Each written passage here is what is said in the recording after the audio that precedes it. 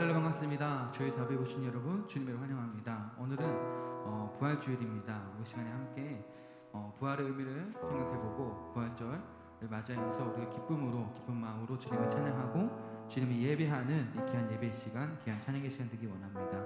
이 시간에 함께 이 땅 위에 오신 주님을 찬양하기 원합니다.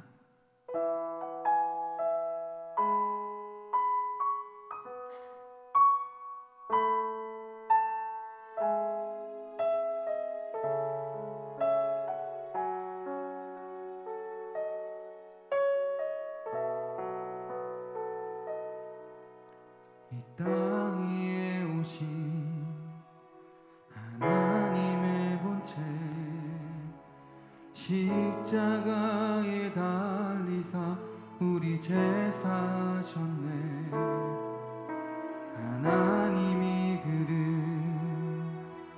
지극히 높여 모든 이름 위에 뛰어난 이름을 주사 우리 예수 이름 앞에 절하고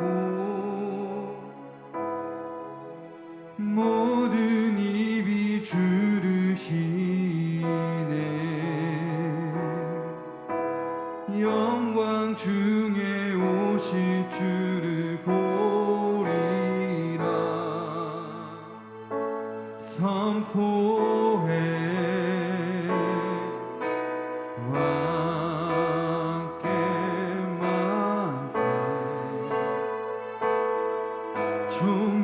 존귀와 위엄을 찬양해. 왕의 왕께 만세. 주 예수 하나님.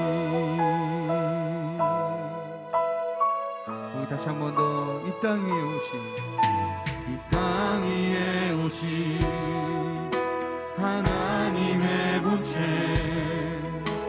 십자가에 달리사 우리 죄 사셨네.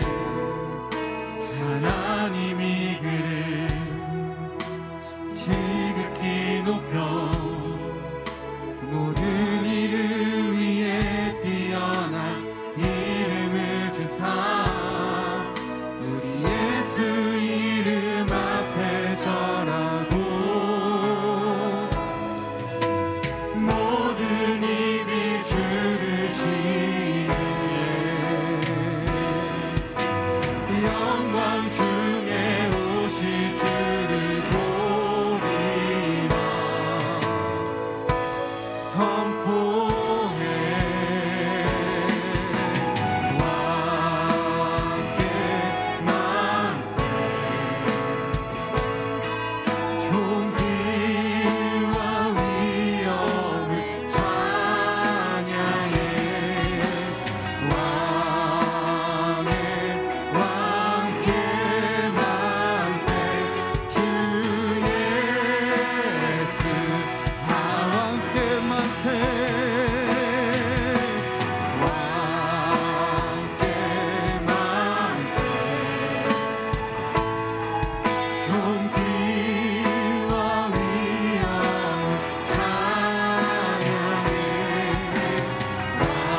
왕의 왕께 만세.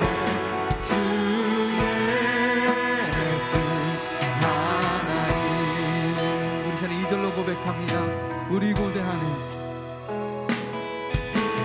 우리 고대하네. 주님 오시구나. 다시 사신 왕의 영광 이 땅을 비추네. 사단의 권세는 주 앞에 무너져 생명과 진리의 주 권세 가장 높도다. 예수 이름 앞에 절하고 모든 입이 주를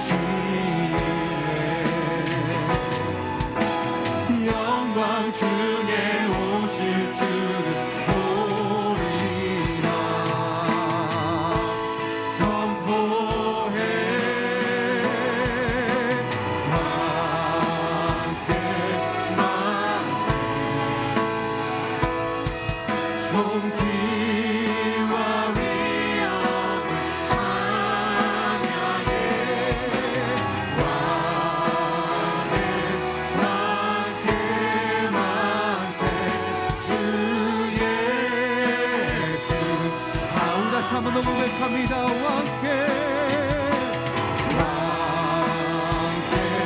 만세 존귀와 위엄을 찬양해 왕께 만세 주 예수 하나님 나 주를 경배하리 나 주를 경배하리 엎드려 절하며 고백해 주 나의 하나님 오 사랑스런 주님 존귀한 예수님 아름답고 놀라우신 주 나 주를 경배하리 엎드려 절하며 고백해 주 나의 하나님 사랑스러운 주님 존귀한 예수님 아름답고 놀라우신 주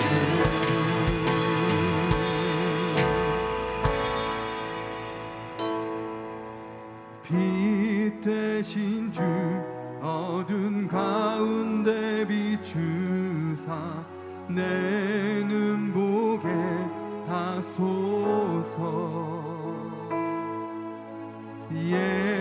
예배하는 선한 마음 주시고 참 소망이 되셨네 만유의 즐겁 받으소서 영광 중에 계신 주 겸손하게 낮고 천이 땅에 사랑으로 오신 주 나 주를 경배하리 주를 경배하리 엎드려 절하며 고백해 주 나의 하나님 오 사랑스러운 주님 존귀한 예수님 아름답고 놀라우신 나 주를 경배하리 엎드려 절하며 고백해 주 나의 하나님 오 사랑스러운 주님 존귀한 예수님 아름답고 놀라우신 주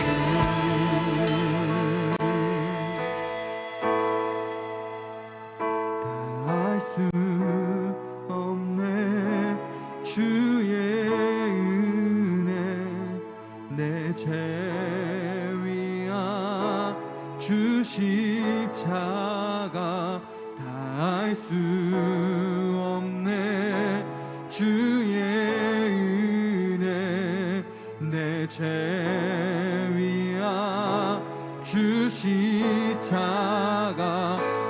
할 수 없네 주의 은혜 내 죄 위하 주 십자가 할 수 없네 주의 은혜 내 죄 위하 주 십자가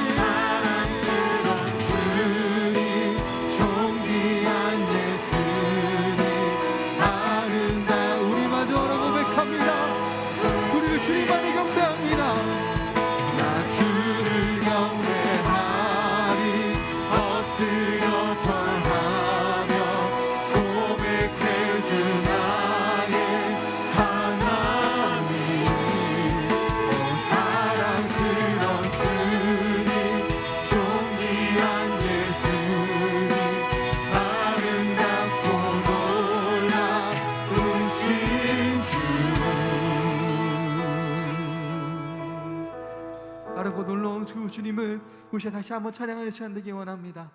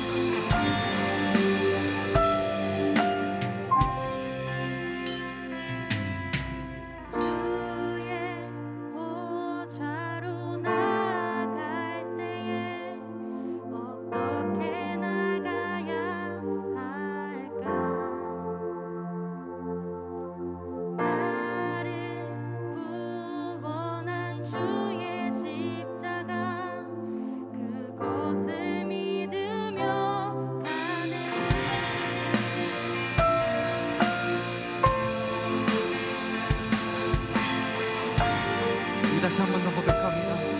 주의 보좌로, 주의 보좌로 나갈 때에 어떻게 나가야 할까?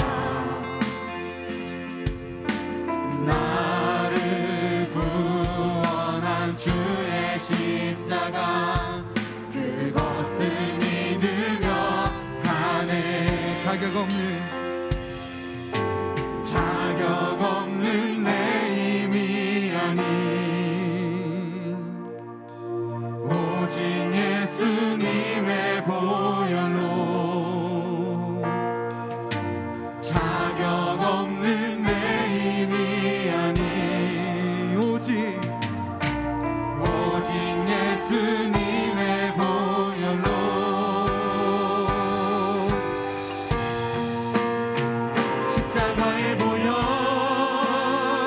완전하신 사랑 힘입어 나갑니다.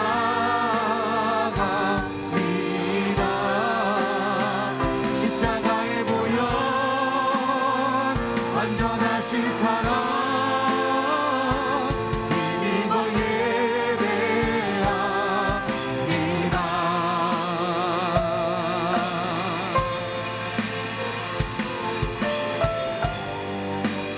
우리 이절로 고백합니다. 주의 보좌로 나갈 때에 나 여전히 부족하나 나를 품으신 주의 그 사랑 그것을 믿으며 가네. 자격 없는 내 힘이 아닌 오직 예수님의 보혈로 자격 없는 내 힘이 아닌 오직 예수님의 보혈로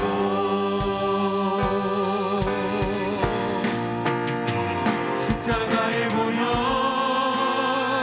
완전하신 사랑 힘입어 나갑니다. 십자가의 보혈 완전하신 사랑 힘입어 예배합니다. 십자가의 보혈 완전하신 사랑 힘입어 나갑니다.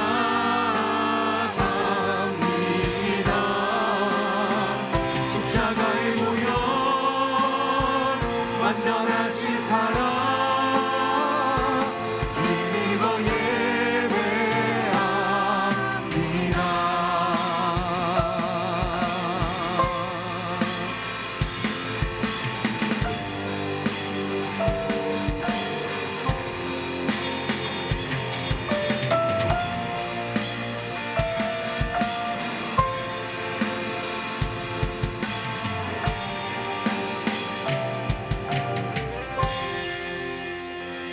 할렐루야. 우리 이 시간 일어나셔서 우리의 열방의 소망 되신 그 주님의 박수 치시면서 주님의 찬양의 시간 되기 원합니다.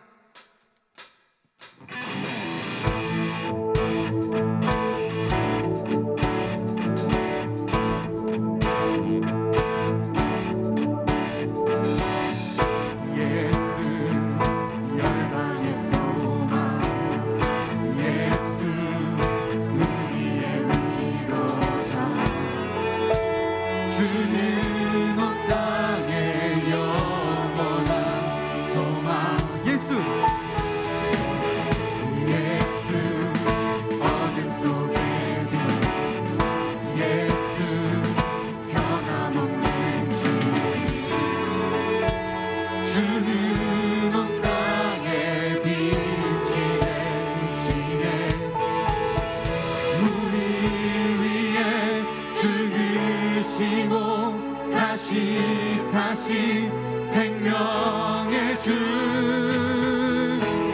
주님만이 소망이요 변함없는 반석이라 주님만이 온 세상을 비추시네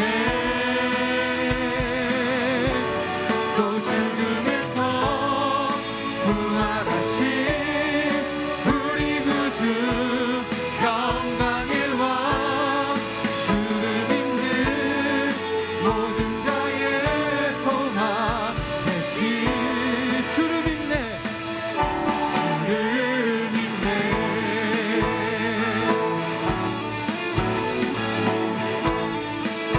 우리 다시 한번 고백합니다. 예수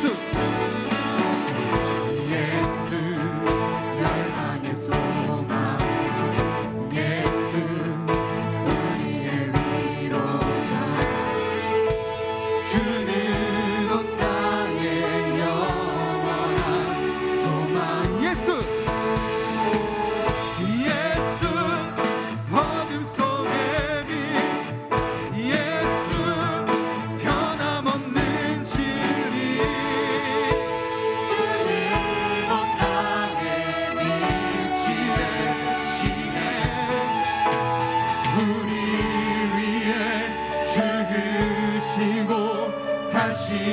사신 생명 우리 위에 죽으시고 다시 사신 생명의 주 주님만이 소망이요 변함없는 반석이라 주님만이 온 세상을 비추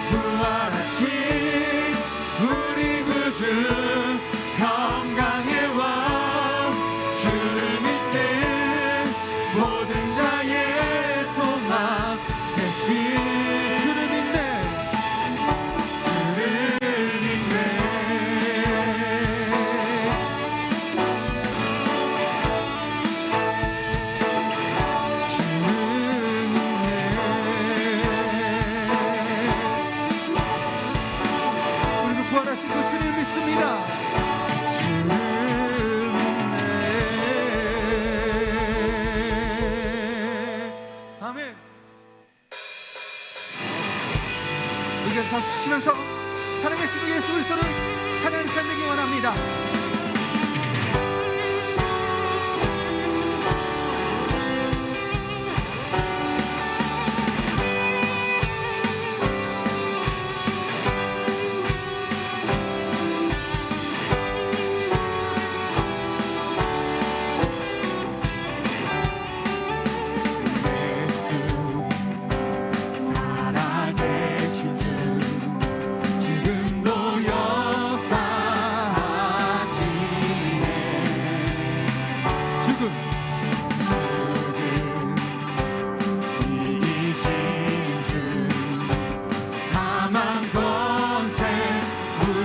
우리 다시 한 번 더 고백할까요?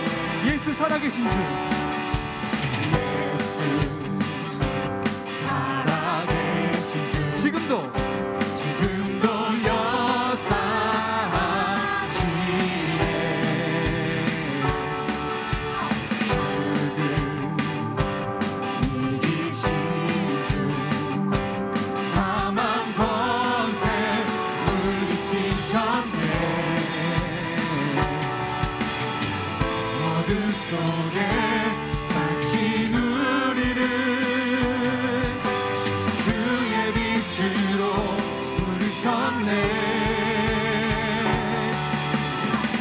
할렐루야 살아계신 예수님, 그 무엇도 비교할 수 없네. 할렐루야 부활하신 어린 양, 나 영원히 주 찬양하리. 우리 다시 한 번 더 고백합니다. 예수 살아계신 주, 모든 것 다스리시네. 영광 존귀 영광 존귀는요 다시 사신 주께 드리세. 우리 다시 한 번 예수 살아계신 주, 모든 것 다스리시네.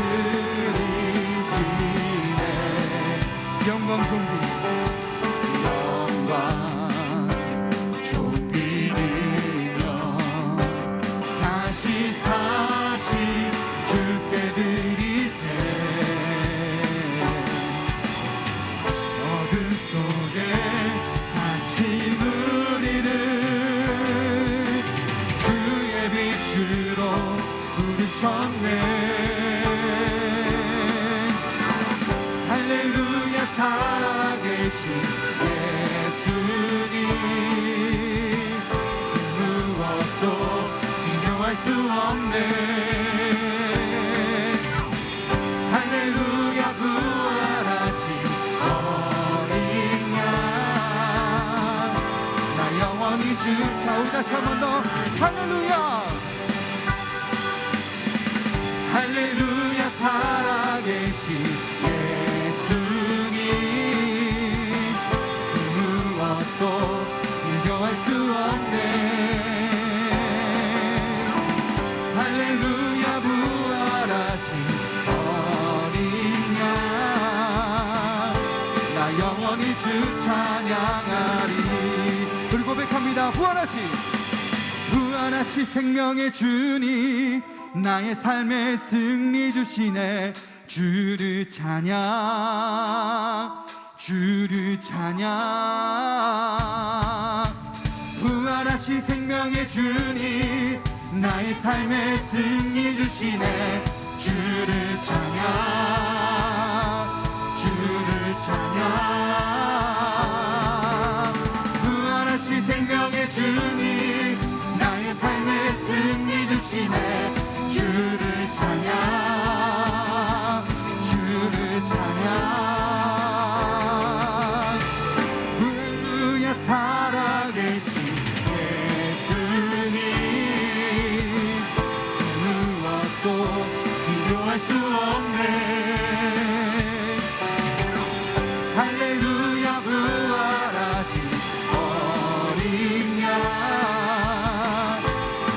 영원히 주 찬양 나 영원히 주 찬양해 나 영원히 주 찬양하리. 우리 영원하시고 신의 박수로 영광 올리기 원합니다. 아멘.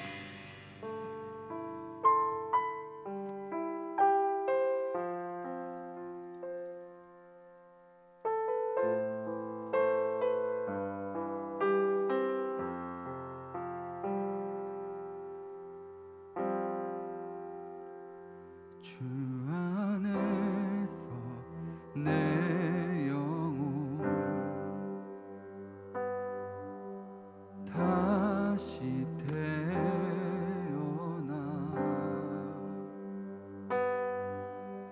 이전 것은 지나고 새롭게 됐네. 죄로 물든 내 모습 예수와 함께 죽고 부활 생명 내 안에 새로운 삶이 열렸네.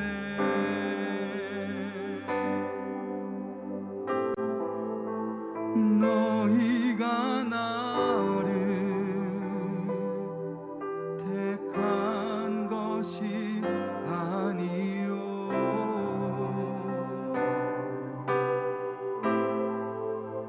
내가 너희를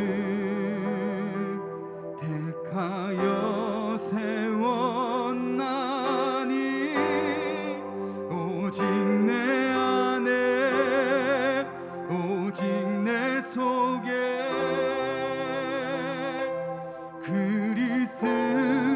그리스도가 사네. 오직 내 삶에 오직 내 맘에 그가 주인 되셨네.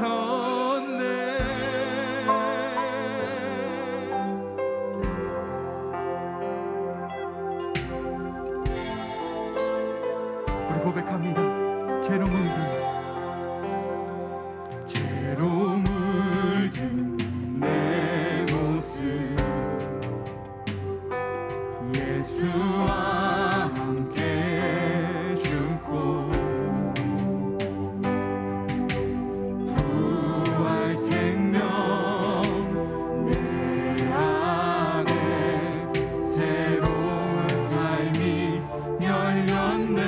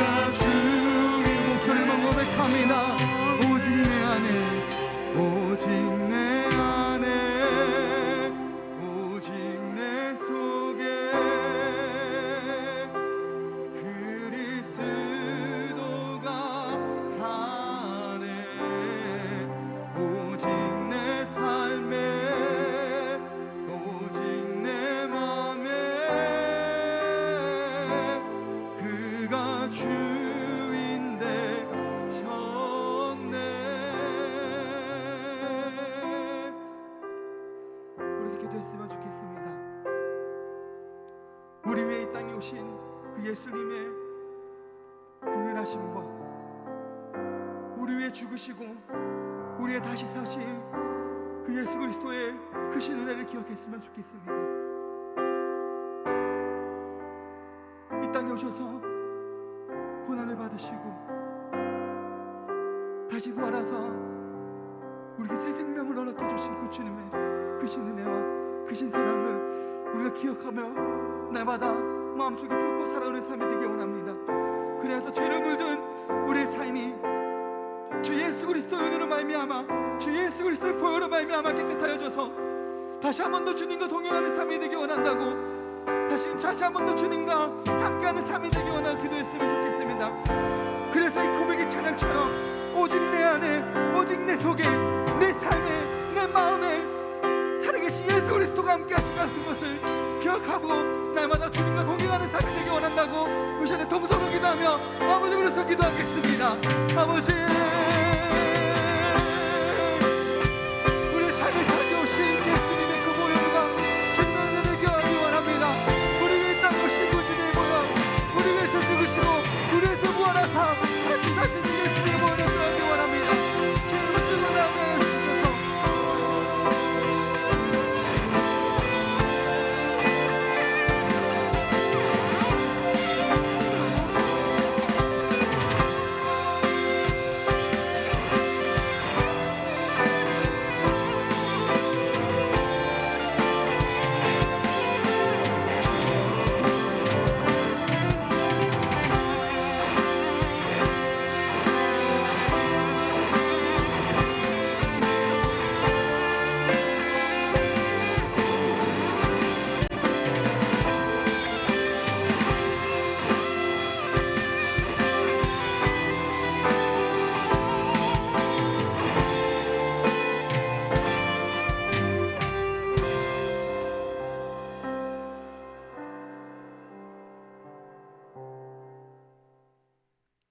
새로운 생명의 샘솟는 봄과 함께 부활주일을 맞아 예배당에 모여 주님께 기도와 예배를 드리게 하심에 감사합니다.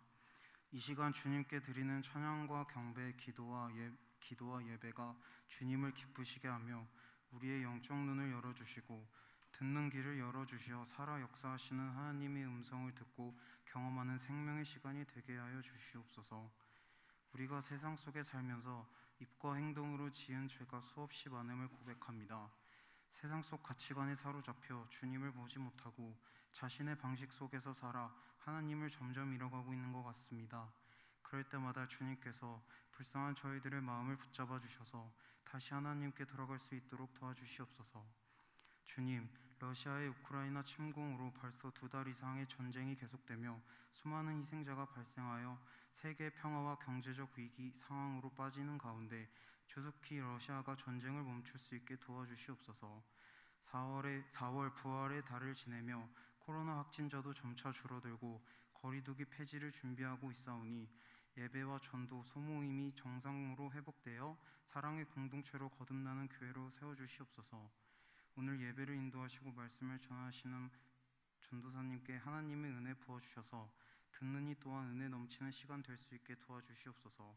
우리의 삶의 중심이 내가 아닌 하나님이 되게 해주시고 이 자리를 벗어나 밖에 나갔을 때에도 내가 참된 그리스도임을 알게 도와주시옵소서. 오늘도 하나님의 영광과 우리 주 예수 그리스도의 은혜로 충만하게 하심에 감사드리며 이 모든 영광 홀로 받으시옵소서. 모든 것 감사드리며 예수 그리스도의 이름으로 기도합니다. 아멘.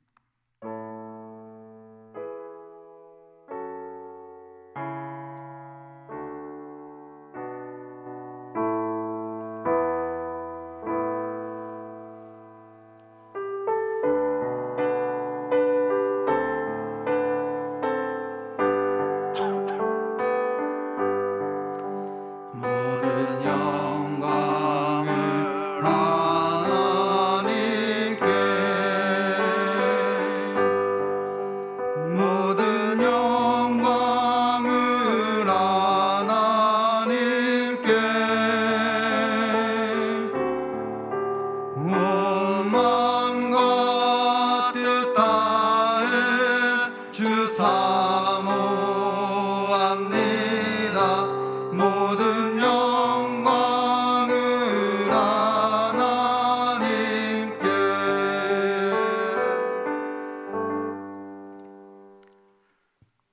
아버지 감사합니다.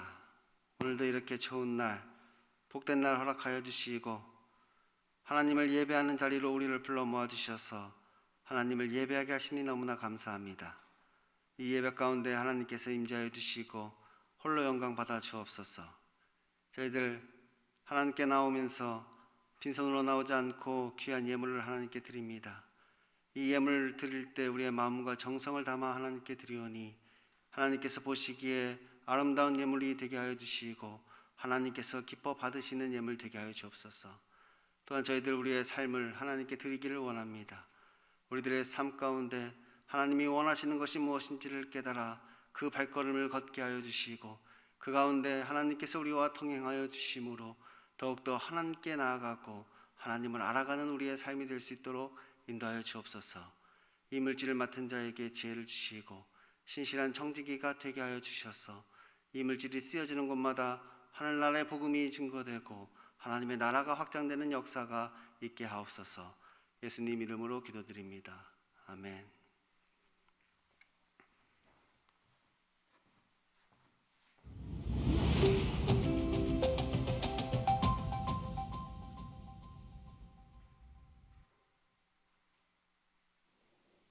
안녕하세요. 4월 셋째 주 소망 뉴스를 전해드리겠습니다. 첫 소식입니다. 오늘은 부활절입니다. 온 가족이 함께 예배당에 모여 기쁨과 감사함으로 예배를 드립시다. 주의 부활을 감사드리며 정성껏 헌금을 드리시고 교회에서 준비한 작은 선물로 기쁨이 더해지는 부활절 되길 바랍니다. 이번 주간 담임 목사님의 일정은 17일 한교총 주간 부활절 연합예배의 순서 담당, 18일 경남 경북로의 설교, 19일 경을로의 방문, 21일에서 22일 구대앞 임원 수련회가 있습니다. 지혜롭고 은혜 가운데 잘 감당할 수 있도록 기도를 부탁드립니다. 다음 주일 2부 예배 후 노년부 모임이 있습니다. 봄 소풍은 다음으로 연기하겠습니다. 2022년의 주제는 회복 그리고 성장이고 4월에서 6월의 주제는 오직 성령으로 충만하라입니다. 이번 회기에는 성령 충만을 간구하며 살 수 있기를 바랍니다. 따뜻한 봄이 되었습니다. 소망교회 모든 성도들은 예배당에 나와서 예배함으로 하나님 앞에 온전한 예배를 회복합시다. 이번 주 금요 저녁 기도회는 백옷 해양공원에서 진행됩니다. 코로나 시대에 예배와 건강 회복을 위하여 저녁 8시부터 백옷 해양공원을 걸으며 찬송하고 기도하고 말씀을 듣습니다. 많이 참여하셔서 은혜를 누리는 시간이 되시기 바랍니다.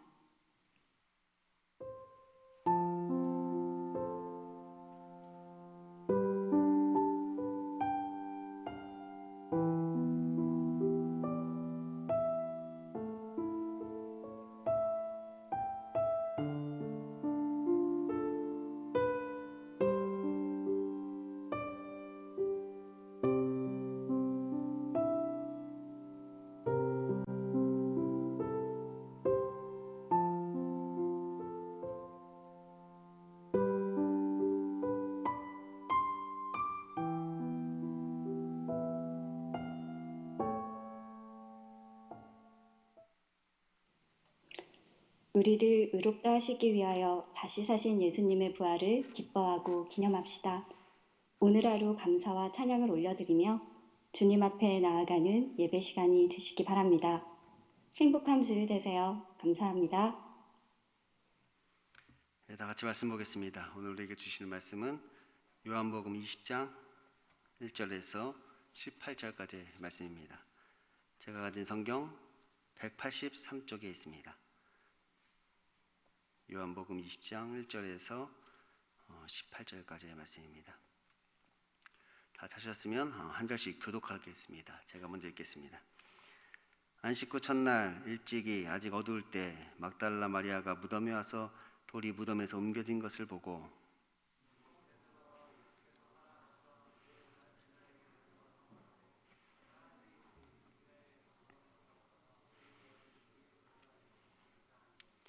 베드로와 그 다른 제자가 나가서 무덤으로 갈새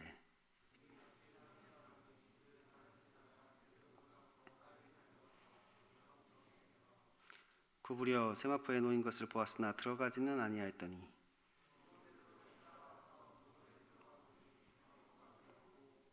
또 머리 쌌던 수건은 세마포와 함께 놓이지 않고 딴 곳에 쌌던 대로 놓였다.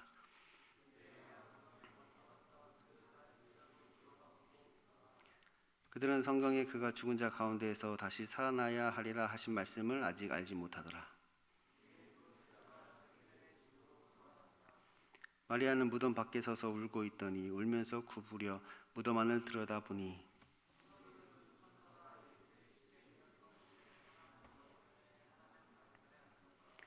천사들이 이르되 여자여 어찌하여 우느냐 이르되 사람들이 내 주님을 옮겨다가 어디에 두었는지 내가 알지 못함이니이다.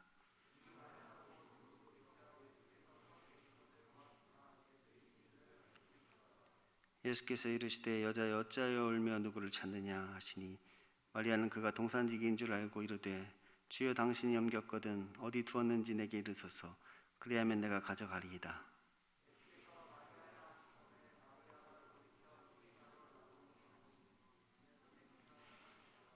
예수께서 이르시되 나를 붙들지 말라 내가 아직 아버지께로 올라가지 아니하였노라. 너는 내 형제들에게 가서 이르되 내가 내 아버지 곧 너희 아버지 내 하나님 곧 너희 하나님께로 올라간다 하라 하시니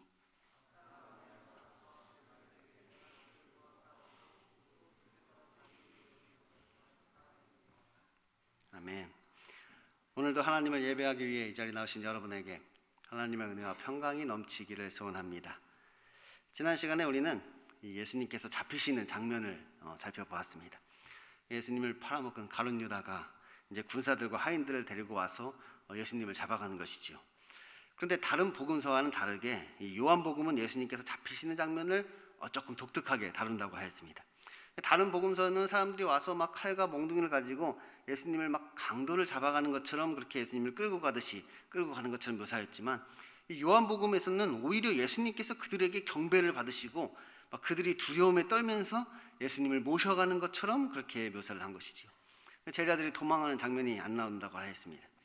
이것은 요한이 이 요한복음을 통하여서 그 예수 그리스도의 그 신성을 드러내고자 하였기에 예수님께서 잡히실 때도 예수님의 신적 권위를 보이시고 또 자발적 순종으로 그 길을 가셨다는 것을 강조한 것이라고 했습니다.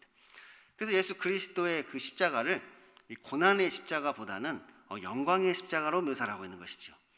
그 예수 그리스도의 십자가는 실패가 아니라 오히려 하나님의 뜻을 성공적으로 이루는 것이고 또 하나님의 말씀을 온전히 성취하는 것임을 지금 이야기하고 있는 것입니다.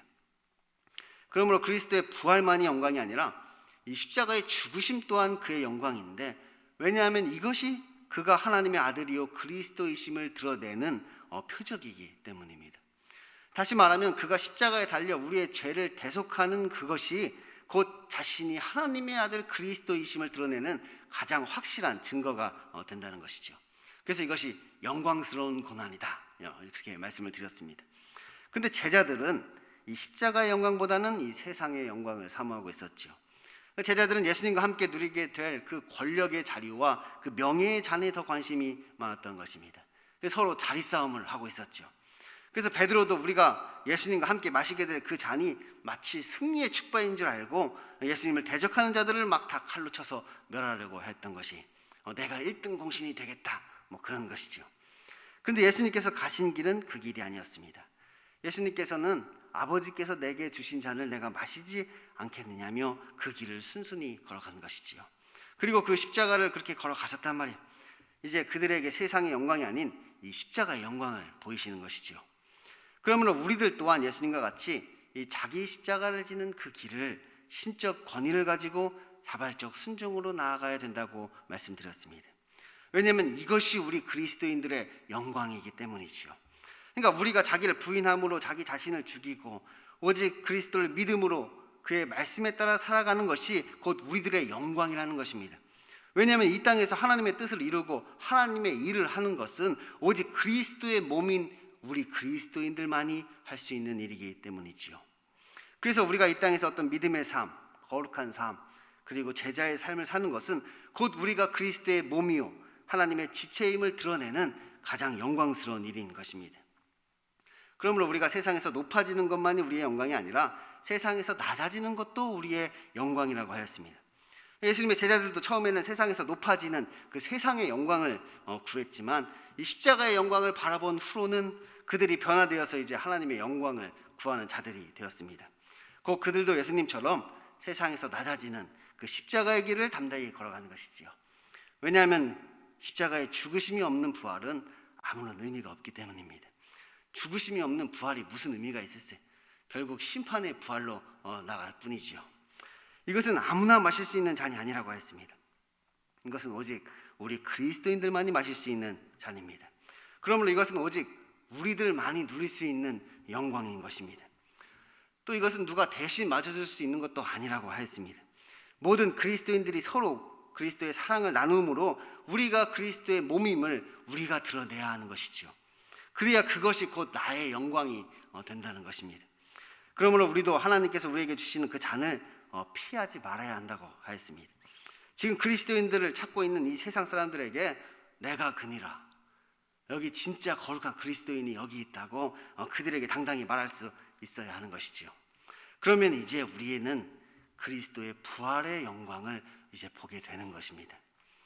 이 안식 후 첫날 일찍이 막달라 마리아는 예수님을 두었던 그 무덤으로 갑니다. 예수님께서 십자가에 달려 돌아가실 때가 안식일 전날 곧 금요일이었고, 오늘 마리아는 안식 후 첫날 일요일에 무덤을 찾아간 것이죠. 그런데 무덤의 입구를 막아두었던 돌이 옮겨져 있고 그 속에 두었던 예수님의 시체는 사라졌습니다. 그러자 그녀는 다른 제자에게 달려가 그 사실을 이야기하죠. 그러자 베드로와 요한이 예수님의 무덤으로 달려가서 그것을 확인합니다. 그리고 무덤에 들어가 보니 세마포와 머리를 쌌던 수건은 예수님이 눕혔던 자리에 그대로 있었지만 예수님의 시체는 없는 것이지요. 이에 두 제자는 그냥 그렇게 마리아의 말이 사실임을 확인하고 또 자기 집으로 돌아갑니다. 한편 마리아는 예수님의 시체가 사라진 것 때문에 무덤 밖에 서서 울고 있었습니다. 그리고 울면서 무덤 안을 들여다보았지요. 그러자 그때 흰옷 입은 두 천사가 예수님의 시체에 누웠던 곳에 앉아서 그녀에게 말합니다. 여자여 어찌하여 우느냐? 그녀가 대답하지요. 사람들이 내 주님을 옮겨다가 어디에 두었는지 내가 알지 못함이니이다. 그리고 뒤를 돌아보니까 그곳에 예수님이 서 계셨습니다. 그런데 그녀는 예수님을 알아보지를 못합니다. 예수님께서 어디 가서 무슨 성형수술을 하셨는지 그녀가 예수님을 알아보지 못한 것이지요. 예수님께서 말씀하십니다. 여자여 어찌하여 울며 누구를 찾느냐?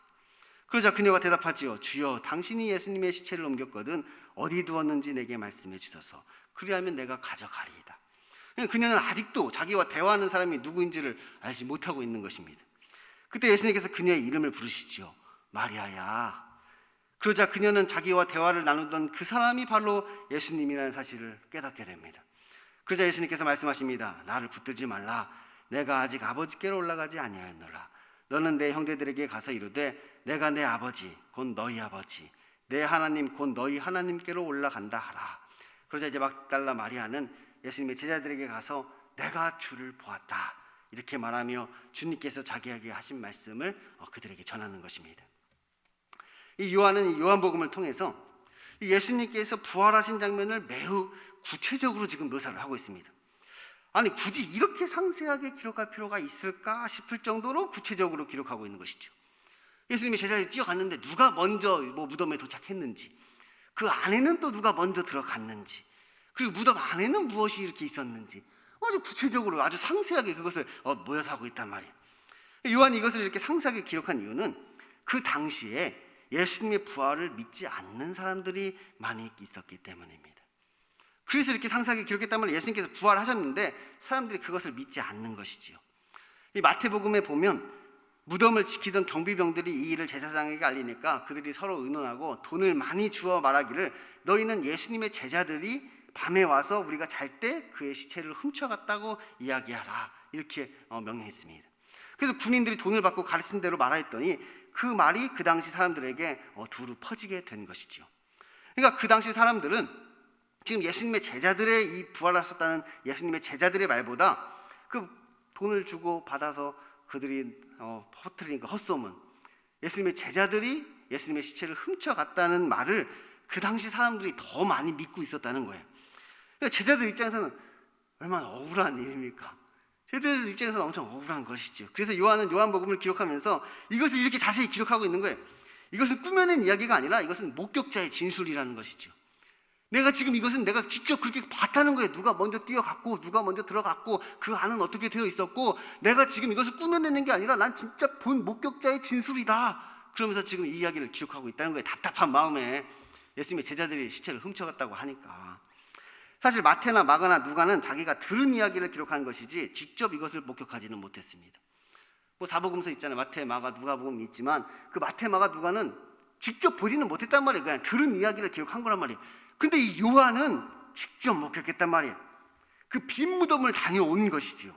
그러니까 이것은 정확하다는 거예요. 우리가 예수님의 시체를 훔쳐간 것이 아니라 우리들이 갔을 때 이미 빈 무덤이었다는 것이, 내가 그것을 직접 봤다, 그렇게 지금 요한은 이야기하고 있는 것이지요.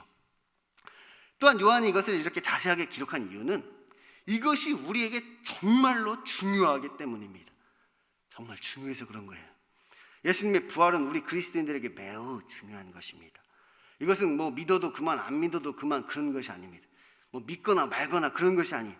이것은 그리스도인이라면 당연히 믿어야 하는 것입니다. 만약 우리가 예수님의 부활을 믿지 않으면 우리의 믿음은 헛것이 되는 것이지요. 요한이 요한복음을 기록할 당시에 예수님을 존경하고 그의 교훈을 따르기는 하였지만 그의 부활을 믿지 않는 사람들이 많이 있었습니다. 예수님을 위대한 랍비, 그의 가르침이 훌륭하다 그렇게 이야기하지만 정작 그의 부활은 믿지 않는 사람들이 그 당시에도 많이 있었단 말이에요. 이 사도행전을 보면 사도 바울이 공회 앞에서 증언할 때 내가 죽은 자의 부활, 죽은 자의 소망, 그 부활을 증거했다는 이유로 이렇게 신문을 받더라, 이렇게 사도 바울이 이야기합니다. 그러자 바리새인들은 부활을 믿었고 사두개인들은 부활을 믿지 않았기에 서로 다툼이 일어나서 무리가 이렇게 갈라지게 된 거죠. 그러니까 그 당시에도 이 부활을 믿고 소망하는 사람이 있었던 반면에 이 부활을 믿지 않는 사람들이 있었다는 거예요. 유대인 중에서도 부활을 믿는 유대인이 있었고 부활을 믿지 않는 유대인들이 있었단 말이에요. 그런데 이 기독교는 부활을 믿는 종교입니다. 이 기독교는 부활을 믿는 종교란 말이에요. 그래서 우리의 신앙을 부활신앙이다, 그렇게 우리는 이야기하는 것이죠. 예수님께서 죽은 자 가운데서 다시 살아나셨다는 것을 우리가 믿는단 말이에요. 다시 말하면 우리가 예수 그리스도의 십자가를 믿는다, 이렇게 이야기할 때는 그가 십자가에 달려 죽으셨을 뿐만 아니라 그가 다시 살아나셨음을 또한 믿는 것이죠. 십자가의 죽으심과 부활, 그것을 우리가 믿고 고백하는 것입니다. 예수 그리스도의 십자가가 진리인 이유는 그가 다시 살아나셨기 때문입니다. 만약 그가 다시 부활하지 못하셨다면 예수 그리스도의 십자가는 거짓이 되는 것이지요. 그것은 실패가 되는 것입니다. 왜냐하면 그것은 하나님의 말씀대로 이루어진 것이 아니기 때문이지요. 예수님의 제자들에게 하셨던 모든 말씀도 다 거짓말이 된단 말이에요. 예수님께서 말씀하신 대로 안 됐으니까, 하나님이 말씀하신 대로 이루어진 것이 아니니까 결국 예수 그리스도의 십자가는 실패이고 거짓이 된단 말이에요.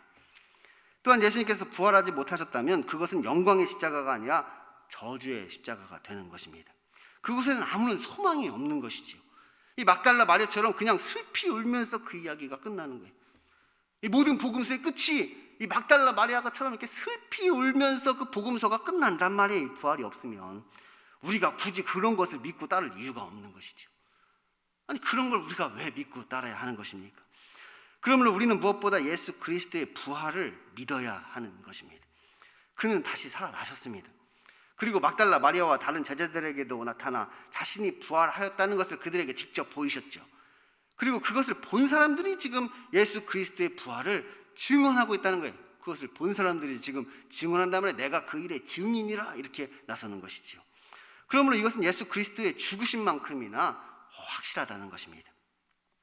그런데 사실 예수님의 부활을 믿는다는 것이 쉬운 일은 아닙니다. 예수님의 제자들도 처음에는 그것을 믿지 못했죠. 제자들조차도 그 일을 못 믿었다는 거예요. 예수님께서 그들에게 내가 죽었다가 다시 살아나리라, 이렇게 분명히 말씀을 해주셨는데도 불구하고 제자들은 그것을 믿지 못했습니다. 제자들도 그 말씀을 들었음에도 불구하고 그것을 믿지 못했단 말이에요. 그냥 빈 무덤을 확인한 채 자기 집으로 돌아가는 것이죠. 빈 무덤을 보면서도 그 말씀을 깨닫지 못했단 말이에요. 모든 사람들이 부활하신 예수님을 만나기 전까지는 예수님께서 부활하셨다는 말을 그저 허탄한 이야기로 듣게 되는 것입니다. 예수님께서 가까이 계신데도 그를 알아보지를 못한단 말이에요. 허탄한 이야기로 들리기 때문에 그런 것이지요. 하지만 예수님께서 친히 그들에게 찾아오셔서 그들의 이름을 불러주실 때 그는 이제 이것을 믿을 수밖에 없게 되는 것입니다. 우리의 슬픔이 기쁨으로 바뀌는 것이지요. 우리의 근심이 환희로 바뀌게 되는 것입니다. 아무런 소망이 없던 우리에게 산 소망이 생기게 되는 것이지요. 그럼 여러분은 이것을 믿으십니까? 여러분은 오늘 이 말씀을 여러분은 믿으십니까? 예수님의 부활을 여러분은 믿으십니까? 그런데 어떤 통계에 따르면 그리스도인 중에서 부활을 믿지 않는 사람들이 한 70% 정도 된다 그래요. 그러니까 우리가 예수님의 부활을 믿으십니까? 이렇게 설문조사를 해서 자기 이름을 쓰고 김일신 이렇게 쓰고 부활을 믿으십니까? 이렇게 물으면 한 80-90%가 믿는다 이렇게 체크를 해. 근데 무기명으로 자기 이름을 안 쓰고 예수님의 부활을 믿으십니까? 그러면 70% 정도가 안 믿는다 이렇게 체크를 한다는 거예요. 그러니까 교회 안에서 내가 예수님 믿으세요? 부활 믿으세요? 믿지요 라고 얘기하는 사람 중에서 50% 정도는, 절반 정도는 사실은 안 믿는데 그냥 믿는다고 이야기하는 사람이 한 절반 정도는 된다는 거예요.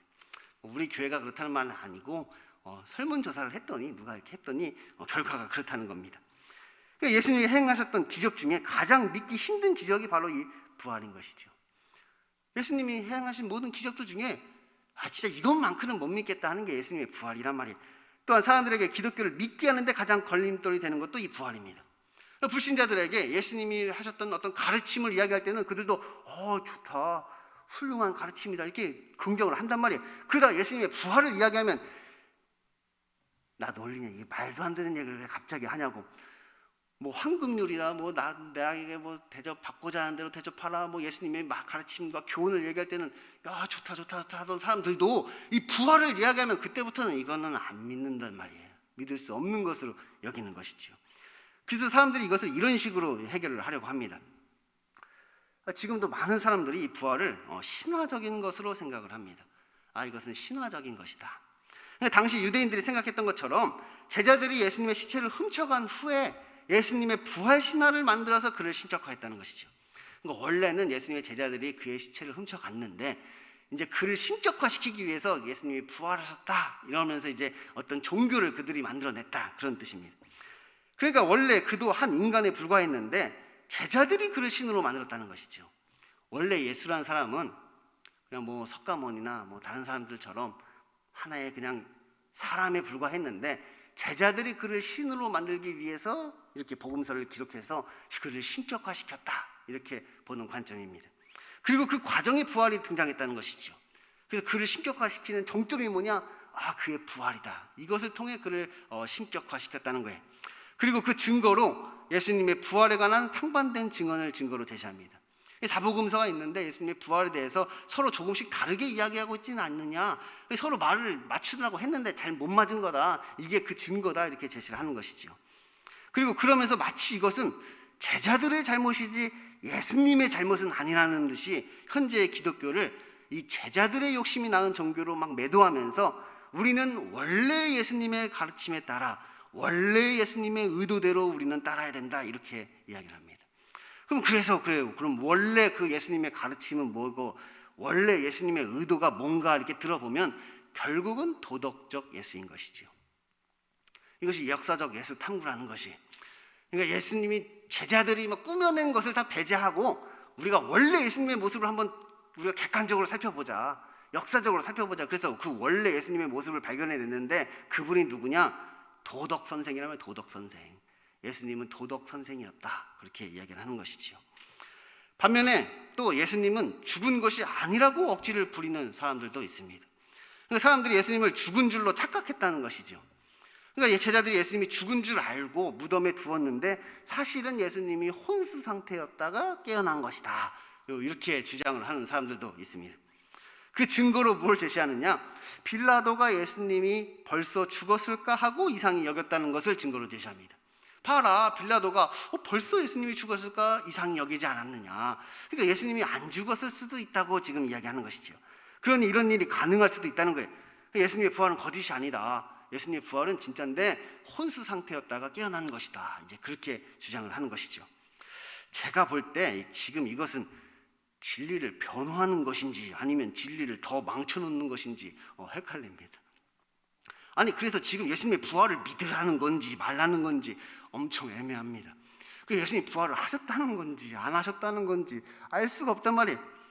성경에 기록되어 있으니까 뭐 해석을 하기는 해야겠는데 사람이 믿을 수 있도록 그냥 그럴듯하게 해석을 하다 보니까 이렇게 된 것이지요. 그런데 거기에는 뭐 특별한 교훈이 없습니다. 특별한 교훈이 없어요. 정말 예수님의 시체를 옮겨다가 어디에 두었는지 알 수가 없는 것이죠. 그래서 그들이 예수님의 시체를 도대체 두었다가 어디다 둔 거예요. 그래서 그 예수님이 뭐 혼수 상태였다 깨어난 그 예수님이 도대체 그래서 어떻게 됐다는 거야. 예수님의 시체는 그래서 어디로 갔다는 거야. 뭐 그 다음 이야기가 없단 말이에요. 거기에는 아무런 교훈이 없단 말이에요. 이 마지막으로 많은 사람들이 예수님의 부활을 받아들임에 있어 이것을 그냥 그럴듯하게 포장합니다. 예수님의 부활을 철학적으로 접근하는 것이죠.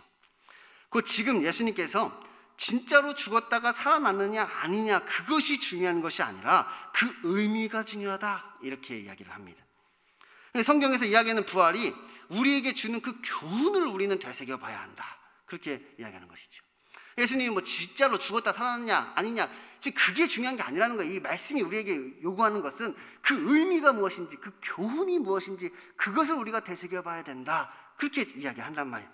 그러면서 우리가 그의 말씀에 따라 살아갈 때 우리의 마음 가운데 예수님께서 부활하셨다 그렇게 이야기하는 것이죠. 이게 진짜 예수님의 부활이라는 거예요. 우리가 예수님의 가르침에 따라 살아갈 때 우리의 마음 가운데 예수님은 살아계시다. 그것이 예수님의 진정한 부활이다. 그들이 그렇게 얘기한단 말이에요. 근데 실제로 부활했는지 안 했는지는 뭐 별로 중요하지 않다는 것이지요. 지금 제가 말씀드리는 것은 어떤 불신자들의 이야기가 아닙니다. 지금 불신자들 얘기하는 게 아니에요. 예수님을 믿는다는 사람들의 이야기란 말이에요. 예수님을 믿는다는 사람들이 이렇게 주장을 한다는 이야기예요. 게다가 이것은 또 어떤 뭐 이단들의 이야기를 지금 하고 있는 것이 아닙니다. 유명한 신학자와 목회자들이 자신이 쓴 주석과 설교에 지금 그렇게 기록되고 그들이 그렇게 설교를 했단 말이에요. 그리고 많은 성도들이 이 말씀을 듣고 또 아멘 이렇게 하였죠. 제가 뭐 여러분에게 이 말씀을 드리는 것은 그분들을 뭐 비난하기 위함이 아니라 혹시 여러분 중에서도 이와 같은 생각을 하고 계시는 분이 계실까 봐 지금 이 말씀을 드린다는 거예요. 먼저 예수님의 부활은 신화적인 것이 아닙니다. 예수님의 부활은 신화적인 것이 아니에요. 그러니까 예수님의 제자들이 예수님의 시체를 훔치고 그를 신격하기 위해서 부활하였다고 거짓 소문을 내었다는 것은 그건 정말로 말도 안 되는 일입니다. 왜냐하면 그들은 이것 때문에 자기의 목숨도 내놓았기 때문이죠. 이게 왜 말이 안 되느냐? 그들은 이것 때문에 자기의 목숨을 내어놓았단 말이에요. 누가 자기가 지어낸 거짓말을 위해서 자기 목숨을 내놓겠습니까? 세상에 어느 누가 자기가 지어낸 거짓말 때문에 자기 목숨을 내어놓냔 말이에요. 거짓말 때문에 죽는 사람 있습니까? 살려고 거짓말을 하지 뭐 죽으려고 거짓말하는 사람이 있습니까? 그것도 한 사람이 아닌 거의 모든 제자들이 그렇게 목숨을 내놓았습니다. 한 사람이 아니라 거의 모든 그의 제자들이 다 그렇게 이 일을 위해서 이것이 사실이라고 증명하기 위해서 자기의 목숨을 내어놓았단 말이에요. 그들은 그것으로 인하여서 어떤 부귀 영화를 누린 것이 아니라 오히려 이것 때문에 죽도록 고생만 하는 것이죠. 그래서 예수님이 부활하셨다는 그 이야기 때문에 그 제자들이 뭐 부귀 영화를 누리고 잘 먹고 잘 살았다면 아 맞아 저들이 그것을 꾸며내서 예수님 팔아서 잘 먹고 잘 산 거야 우리가 그렇게 얘기할 수 있겠어. 근데 예수님의 제자들은 그렇지 않단 말이에요. 예수님이 부활하셨다는 그 말 때문에 부귀 영화를 누리며 잘 먹고 잘 산 게 아니라 자기의 목숨을 내어놓았다고 감옥에 갇히고 처형당하고 결국 죽임을 당한 것이죠. 그러므로 그들의 증언은 사실이란 말이에요. 그들이 목숨 걸고 한 증언이기 때문에 그 증언은 사실인 것이. 다음으로 예수님이 실제로 죽지 않았다고 하는 것은 정말 뭐 변론의 가치도 없습니다. 빌라도와 군인들이 뭐 바보도 아니고 죽은 것과 기절하는 것을 구별하지 못했다는 것은 정말 말도 안 되는 것이죠. 아니 창으로 옆구리가 찔려서 물과 피가 다 쏟아졌는데 뭐 그냥 죽은 척하고 있을 수 있는 사람은 없단 말이에요. 기절했다가도 깨어나는 거예요. 그 정도면. 그런데도 그냥 기절하고 있을 수는 없단 말이에요. 그 정도면 어떤 의사가 와도 다시 고칠 수가 없는 것이지요. 예수님께서 뭐 병원 침대에 누워있다 깨어난 게 아니라 무덤에 들어가셨다가 이틀 동안 있으시고 그리고 3일째 부활하셨단 말이에요. 이 마지막으로 예수님의 부활이 역사적 사실이냐 아니냐보다 그 의미가 중요하다는 것은 정말로 위험한 발상입니다. 이건 정말 위험한 발상이에요. 왜냐하면 예수님의 부활은 잠자는 자들의 첫 열매이기 때문이죠. 사도 바울이 고린도전서에서 말하기를 만일 죽은 자의 부활이 없으면 그리스도도 다시 살지 못하였었으리라 이렇게 말씀을 하였습니다. 만약 부활이라는 것이 없다면 그리스도도 다시 살지 못하셨으리라. 곧 예수님의 부활이 우리들의 부활을 예표한다는 거예요. 예수님의 부활이 곧 우리의 부활을 예표하고 보증한단 말이에요. 그런데 예수님의 부활이 역사적 사실이 아니라면 그럼 우리의 부활도 마찬가지일 것 아니에요. 예수님이 실제로 부활하신 것이 아니라면 그럼 우리의 부활도 그렇게 실제로는 아닐 수도 있단 말이에요. 예수님의 부활이 그 의미가 중요한 것이라면 그럼 우리의 부활이라는 것도 그냥 그 의미만 있는 것일 수도 있단 말이잖아요. 위험하단 말이에요. 그리스도께서 다시 사신 것이 없으면 너희 믿음도 헛되고 너희가 여전히 죄 가운데 있을 것이요 또한 그리스도 안에서 잠자는 자도 망하였으리니 만일 그리스도 안에서 우리의 바라는 것이 다만 이생뿐이면 모든 사람 가운데 우리가 더욱 불쌍한 자니라. 그러나 이제 그리스도께서 죽은 자 가운데서 다시 살아 잠자는 자들의 첫 열매가 되셨도다. 예수님께서 실제로 부활하신 것이 아니라면 우리의 믿음은 헛것이 되는 것입니다. 그 속에 아무리 좋은 의미를 집어넣는다 할지라도 그것이 다 헛것이라는 거예요.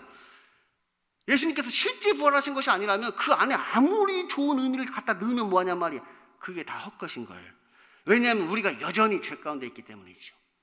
여전히 죄 가운데 있잖아요. 아무리 우리가 그 속에서 훌륭한 교훈을 발견해낸다 하더라도 우리는 여전히 죄 가운데 있는 존재가 된단 말이에요. 죄의 싹슨 사망이라 결국 우리는 멸망받는단 말이에요. 결국 우리는 심판받게 되는 것이지요. 뭐 죽은 다음에는 어떻게 되든지 뭐 상관이 없다고요? 뭐 죽은 다음에는 뭐 어떻게 되든지 뭐 나 별 관심 없어요. 상관없어요. 우리가 바라는 것이 다만 이생뿐이면 아무리 내 안에서 예수님이 발견된다 하더라도 우리는 모든 사람 가운데 더욱 불쌍한 사람 되는 것입니다. 내 안에서 예수님이 발견되면 뭐합니까? 내 안에서 지금 예수님이 발견되면 뭐하냔 말이에요. 죽은 다음에 어떻게 되든지 상관이 없으면 차라리 저 세상 사람들처럼 그냥 이 세상 즐기면서 사는 것이 오히려 덜 불쌍한 것이죠. 뭐 죽음 이후에 뭐 천국과 지옥 같은 게 없다면, 뭐 우리의 부활의 소망 같은 것이 없다면, 그럼 이 땅에서 교회는 왜 다니고 예수님은 왜 믿냔 말이에요. 그냥 저 세상 사람들처럼 그냥 즐기면서 사는 게 그게 덜 불쌍하단 말이에요. 뭐 그래서 뭐 그렇게 사는 사람들도 실제로 있습니다. 뭐 있지만 그게 더 덜 불쌍한 것이죠. 그러나 이제 그리스도께서 죽은 자 가운데서 살아나셨습니다. 그분이 죽은 자 가운데서 부활하셨습니다. 여러분은 이 예수님의 부활을 진짜로 믿으십니까? 진짜로 이 부활을 여러분 믿으십니까? 이 예수님의 부활은 우리 그리스도인들에게 매우 중요한 것입니다.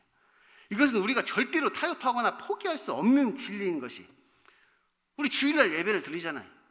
왜 안식일이 아니라 주일날 예배 드리니까 예수님 부활하신 주일이기 때문에 그런 거 아니에요. 안식 후 첫날 일요일 그날 예수님 부활하셔서 우리 이날 지금 예배 드리고 있는 거잖아요. 이날 예배 드린단 말이에요. 그러니까 부활을 안 믿는 유대인은 있을 수 있어도 부활을 안 믿는 그리스도인은 있을 수 없는 것이, 저 유대인들은 부활을 안 믿을 수 있어도 그리스도인이라면 부활을 안 믿을 수가 없단 말이에요. 안 믿는 그리스도인이라는 것은 없는 것이. 그러면 우리의 믿음이 반쪽짜리가 되어서는 안 됩니다. 예수 그리스도의 십자가의 죽으심과 부활, 이것이 곧 우리의 믿음이 되어야 하는 것이죠. 사실 우리가 이 부활을 믿기에 이 십자가의 죽으심도 기꺼이 우리가 감수할 수 있는 것입니다.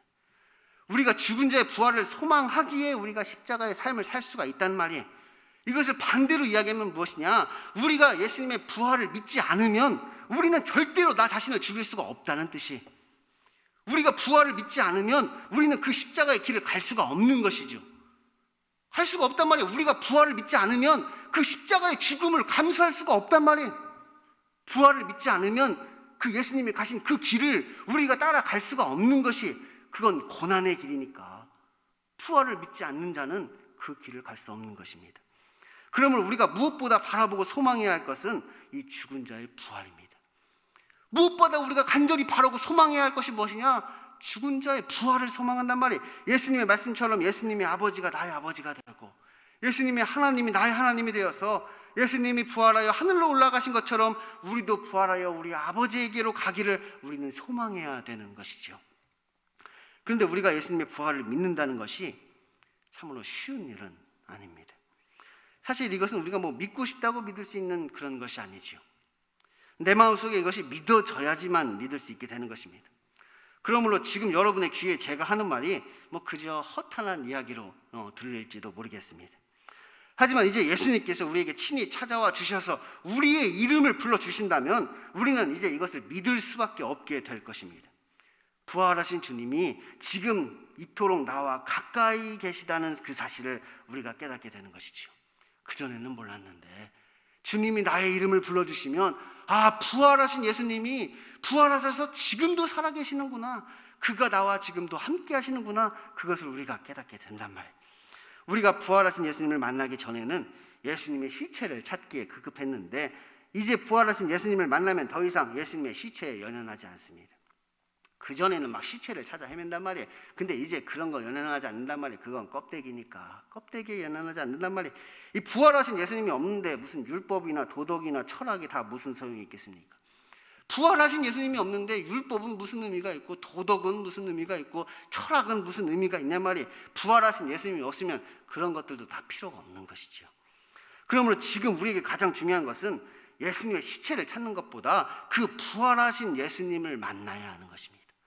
그 부활하신 예수님을 만나야 된단 말이에요. 그러면 이제 우리의 슬픔은 기쁨으로 바뀌게 되는 것이지요.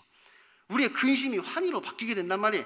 아무런 소망이 없던 우리의 삶에 산 소망이 생기게 되는 것이지요.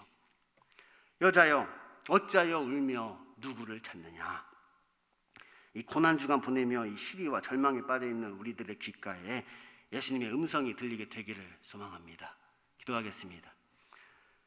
하나님 아버지, 감사합니다. 예수 그리스도 그분이 부활하셨습니다. 그래서 잠자는 자들의 첫 열매가 되셨습니다. 그가 실제로 부활하신 것처럼 우리도 마지막 날에 부활하게 될 줄로 믿습니다. 그래서 생명의 부활로 나와 그 예수 그리스도와 더불어 영원토록 영생을 얻을 우리가 되기를 소망합니다. 오늘도 우리가 그 부활하신 예수님을 바라보게 하여 주시고 그 부활을 사모하게 하여 주시고 그 부활이 나의 부활이 될 수 있도록 인도하여 주옵소서. 예수님 이름으로 기도드립니다. 아멘. 우리 예가 기도하심으로 예배를 모두 마치겠습니다. 하늘에 계신 우리 아버지, 아버지의 이름을 거룩하게 하시며 아버지의 나라가 오게 하시며 아버지의 뜻이 하늘에서와 같이 땅에서도 이루어지게 하소서.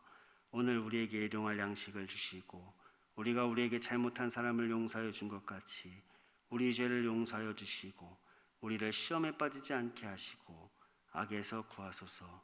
나라와 권능과 영광이 영원히 아버지의 것입니다. 아멘.